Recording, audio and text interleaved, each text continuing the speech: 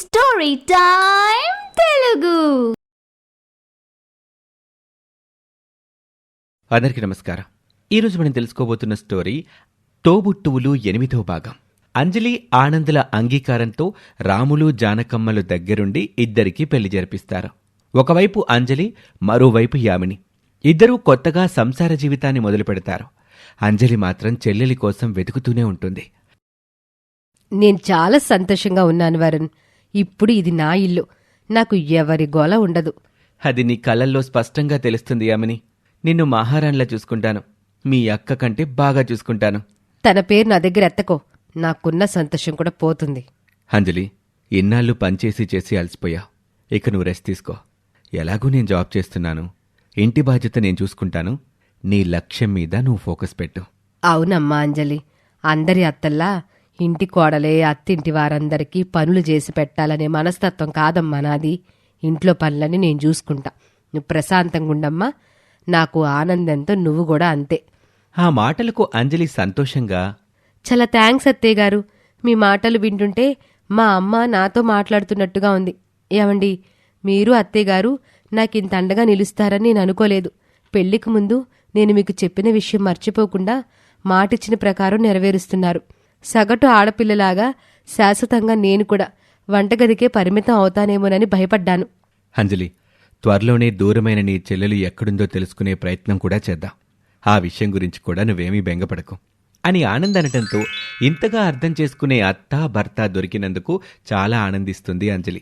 ఇలాగే రోజులు గడుస్తూ ఉంటాయి. మరోపక్క కొన్నాళ్లు సంతోషంగా గడిచిపోయిన యామిని జీవితంలోకి నెమ్మదిగా కష్టాలు మొదలవుతాయి. అన్నా, ఈ లిస్ట్లో ఉన్న సరుకులు కట్టువు. ఇప్పటికే చాలా అప్పుంది. అది ఇవ్వకుండా సరుకులు ఇచ్చేదే లేదు. ఈ ఒక్కసారికి ఇవ్వన్నా, డబ్బులు రాగానే ఇచ్చేస్తాను. అదేం కుదరదమ్మా. ఇలా అరువులు ఇచ్చుకుంటూ పోతే నా వ్యాపారం కూడా దెబ్బతింటుంది. పాత బాకీ తీర్చాకే సరుకులు తీసుకెళ్ళు.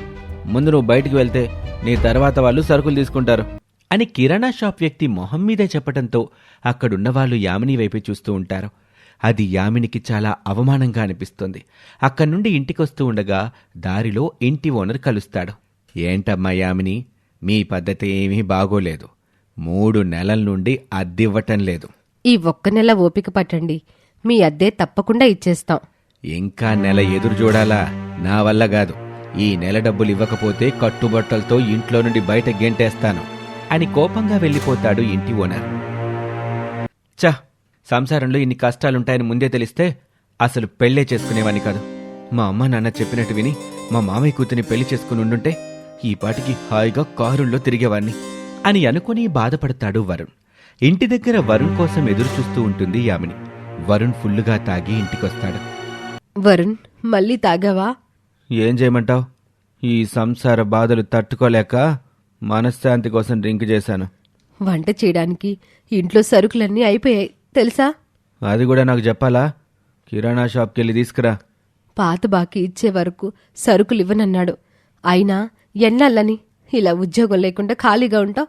చేతిలో రూపాయి లేదు. ఇప్పటికే మీ స్నేహితుల దగ్గర చాలా అప్పులు చేసి బతుకుతున్నావు. ఏం చేయమంటావు? ఎక్కడికి వెళ్ళినా ఒట్టి డిగ్రీ క్వాలిఫికేషన్ మీద జాబ్ దొరకటం లేదు. ఒకవేళ దొరికినా అది అంతంత మాత్రం ఉద్యోగమే, తక్కువ జీతమే. ఏదో ఒకటి, మన సంసారం సాగాలంటే డబ్బు అవసరం కదా వరుణ్. అలా ఏదో ఒకటి నేను చేయలేను. అసలు హాయిగా పీజీ చేయాల్సిన వాణ్ణి నిన్ను పెళ్లి చేసుకుని ఈ సంసార బాధ్యతలంటూ కొట్టుమిట్టాడుతున్నాను. ఎప్పుడు నవ్వుతూ ఎంతో జాయ్ఫుల్గా ఉండే నేను నిన్ను పెళ్లి చేసుకున్నాక పూర్తిగా నవ్వడమే మానేశాను.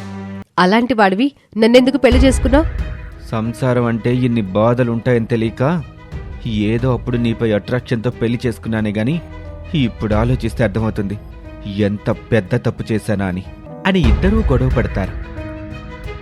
ఛీ, ఈ ఇంట్లో నాకు మనశ్శాంతి లేదు అంటూ చిరాగ్గా బయటకు వెళ్ళిపోతాడు వరుణ్.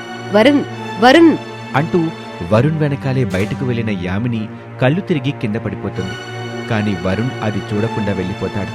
కాని ఆ పక్కనే యామిని పక్కింటావిడైన రాజేశ్వరి అలా కళ్ళు తిరిగి పడిపోయిన యామినిని చూసి, అయ్యో యావయ్యా, మన పక్కింట మెక్కెంద పడిపోయింది అనగానే రాజేశ్వరి భర్తైన పరంధామయ్య వచ్చి, పద రాజేశ్వరి, పైకి లేపుదాం పద అని తనని తీసుకొచ్చి వాళ్ళ ఇంట్లో బెడ్పై పడుకోబెడతారు. డాక్టర్కి ఫోన్ చేద్దామా రాజేశ్వరి? రాజేశ్వరి యామిని నాడీ పట్టుకుని చూసి భర్త పరంధామయ్యతో ఇలా అంటుంది. డాక్టర్ అవసరం లేదండి, ఈ అమ్మాయి కడుపుతో ఉంది. హో అలాగా. కొద్దిసేపటికి స్పృహలోకొచ్చాక యామినికి విషయం తెలిసి చాలా సంతోషపడుతుంది. చాలా థ్యాంక్స్ అండి అని రాజేశ్వరికి పరంధామయ్యకి కృతజ్ఞతలు చెప్పి అక్కడ్నుండి ఇంటికి వెళ్ళిపోతుంది యామిని. మరోపక్క ఇంటి నుండి చిరాగ్గా బయటికి వెళ్లిన వరుణ్ అలా రోడ్డు మీద నడుచుకుంటూ వెళ్తూ ఉండగా అనుకోకుండా దారిలో వరుణ్ తల్లిదండ్రులైన ఆదిలక్ష్మి, రంగనాథం కనిపిస్తారు. చాలా రోజుల తర్వాత తమ కొడుకుని చూసిన తల్లిదండ్రులు చాలా సంతోషపడిపోతారు. ఏంట్రా వరుణ్ ఇలా అయిపోయావు? మాకు చెప్పా పెట్టకుండా పెళ్లి చేసుకొని వెళ్ళిపోయావు. ఎక్కడో ఒకచోట సంతోషంగా ఉన్నావులే అనుకున్నాం. మీరెలా ఉన్నారమ్మా? మీ మాట విన్నందుకు నాకు తగిన శాస్త్ర జరిగింది. ఒరేయ్, ఇప్పటికైనా మించిపోయింది లేదు. ఆ అమ్మాయిని వదిలేసి నువ్వు మాతో పాటొచ్చి మీ మావయ్య కూతుర్ని పెళ్లి చేసుకుంటే మళ్ళీ నీ జీవితం బావుంటుంది. ఇప్పుడే మాతో పాటు మన ఇంటికొచ్చాయి అని వరుణ్ తండ్రి రంగనాథం అనటంతో కొంచెంసేపు ఆలోచించిన వరుణ్, సరేనమ్మా మీరు పదండి, నేను తొందరలోనే ఇంటికొస్తాను. ఈసారైనా మేం చెప్పినట్లు విని నీ జీవితం బాగు చేసుకో. తప్పకుండా ఇంటికి రా, నీకోసం ఎదురు చూస్తూ ఉంటాం అని చెప్పి వరుణ్ ఉంటున్న ఇంటి అడ్రస్ వివరాలు తీసుకుని వాళ్ళక్కడి నుంచి వెళ్ళిపోతారు. సాయంత్రం వరకు బయట తిరిగిన వరుణ్ చీకటి పడ్డాక ఇంటికొస్తాడు. వరుణ్, నీకొక గుడ్ న్యూస్. ఏంటి? నేను ప్రెగ్నెంట్ అయ్యాను. అది విన్న వరుణ్ ఎత్తిన పిడుగు పడ్డట్టనిపిస్తుంది.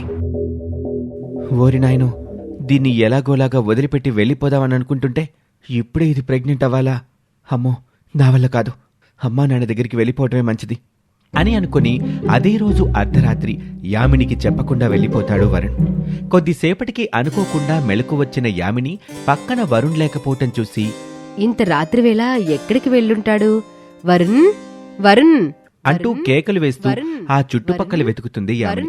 ఆమె కేకలకి మెలకు వచ్చిన పక్కింటి రాజేశ్వరి, పరంధామయ్య బయటికొస్తారు. ఏమైందమ్మా? మా ఆయన కనిపించడం లేదండి. నీకు చెప్పకుండా వెళ్ళటమేంటమ్మా? ఇద్దరూ ఏదైనా గొడవ పడ్డారా?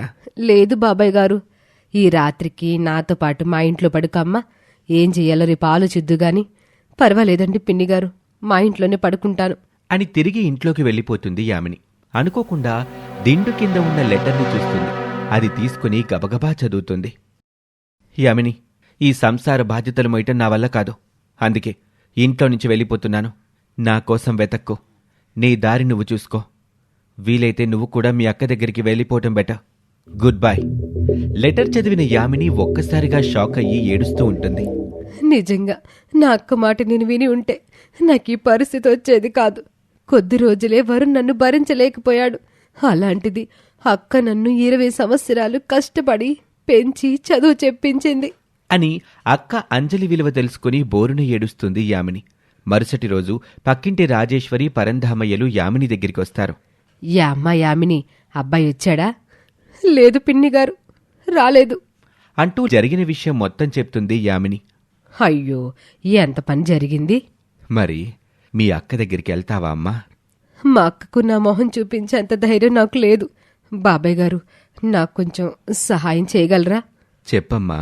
ప్రస్తుతానికి నా దగ్గర రూపాయి కూడా లేదు. కొన్నాళ్ళు మీ అవుట్ హౌస్లో చోటిస్తారా? ఈలోగా ఏదో ఉద్యోగం చూసుకుంటాను. అలాగే ఉండమ్మా. యావయ్యా, అమ్మాయికి ఏదైనా ఉద్యోగం కూడా కాస్త చూసి పెట్టకూడదు? అలాగే అని ఎంఆర్ఓ ఆఫీస్లో కాంట్రాక్ట్ బేస్ మీద ఒక ఉద్యోగం చూసి పెడతాడు పరంధామయ్య. థ్యాంక్స్ బాబాయ్ గారు. అలా వారి అవుట్ హౌస్లోనే ఉంటూ ఎంఆర్ఓ ఆఫీస్లో పనిచేస్తూ కాలం గడుపుతూ ఉంటుంది యామిని. యామినికి నెలలు నిండుతాయి. పండంటి పాపకి జన్మనిస్తుంది. ఇలా మరికొన్నాళ్లు గడిచిపోతుంది. యామిని ప్రతిరోజు అక్కని తలుచుకుంటూనే ఉంటుంది. ఒకరోజు ఎంఆర్ఓ ఆఫీస్ అంతా హడావిడిగా ఉంటుంది. గుమస్తా గారు, ఏంటి ఈ హడావుడి? ఈరోజు కొత్త ఎంఆర్ఓ గారు వస్తున్నారు కదమ్మా. ఇంతలో ఆఫీస్ ముందు ఒక కారు వచ్చి ఆగుతుంది. అందులో అంజలి ఎంఆర్ఓ హోదాలో దిగుతుంది. అక్కని చూసి ఆశ్చర్యపోతుంది యామిని.